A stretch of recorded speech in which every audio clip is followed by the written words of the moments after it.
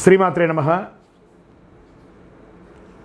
వినాయక చవితి అందరికీ గుర్తుండే ఒక వినాయక చవితి. దీన్ని పూజగా కాకుండా ఒక మెసేజ్గా మనం తీసుకుంటాం. మన యొక్క భూగర్భ జలాలన్నీ కూడా తగ్గిపోతున్నాయి కాబట్టి మీ ఇంట్లో మీ పిల్లలకి రెడీమేడ్ విగ్రహాలు ఇచ్చే బదులు మట్టిని తీసుకొచ్చి మీరు ఈసారి మీరు వినాయకులు తయారు చేయండి, మీరు చేస్తున్న వినాయకుడికి పూజ చేస్తాను ఒక టాస్క్ ఇవ్వండి. చాలా అద్భుతంగా ఉంటుంది.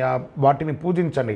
ఆ యొక్క వినాయకుల్లో కాస్త తులసి విత్తనాలు లేదా టమోటా విత్తనాలు, కొన్ని కూరగాయల విత్తనాలని ఆ పిల్లలకి ఇచ్చి ఆ మట్టిలో కలిపి ఆ విగ్రహాన్ని తయారు చేయమనండి. దాన్ని పూజించిన తర్వాత వాళ్ళ చేతనే నిమజ్జనం చేయించండి. ఒక బేసన్లో నీళ్ళు పోసి మీ ఇంట్లోనే ఒక తొట్టిలో వేయండి. ఆ చెట్టు వస్తుంటే ఆ పిల్లలు ఆనందపడతారు. నేను క్లే గణేష చేస్తే మా ఇంట్లో చెట్టు వచ్చింది, దానివల్ల ప్రకృతి బాగుంటుంది, ఆక్సిజన్ పెరుగుతుంది, అన్ని రకాలుగా ఉంటుంది. ఇక మండపాల్లో వినాయకులు పెట్టుకునే వాళ్ళు దయచేసి ప్లాస్టర్ ఆఫ్ ప్యారిస్తో కూడినటువంటి వినాయకుడిని దయచేసి పెట్టకండి. క్లే గణేష్ అని పెట్టండి.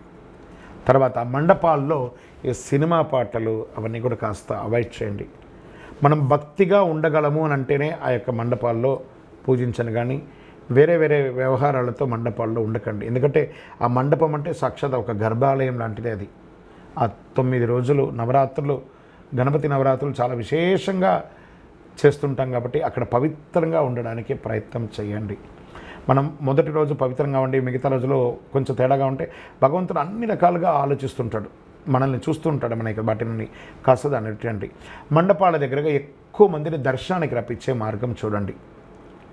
ఆ యొక్క భజన కార్యక్రమాలు, కళాకారులు ఎంతోమంది ఉన్నారు చూసారా, వాళ్ళకి అందరికీ అవకాశం ఇవ్వండి. మన కోసమే ఎదురు చూస్తున్నారు ఆ కళాకారులందరూ, వాళ్ళకి అవకాశం ఇవ్వండి. ఈ యొక్క వినాయక చవితి వచ్చిందంటే ఎంతమందికి ఉపాధి కలుగుతుంది తెలుసా?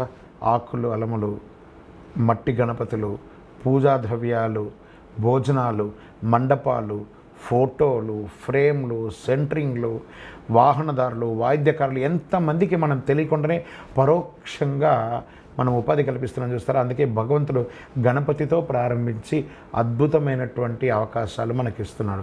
ఈ గణపతి చవితిని ప్రతి ఒక్కరు కూడా ఆనందంగా సంతోషంగా ఉండండి. చెరువుల దగ్గరికో లేదా నది దగ్గరికో వెళ్ళేటప్పుడు పిల్లలు జాగ్రత్త, అది కూడా జాగ్రత్త పడండి.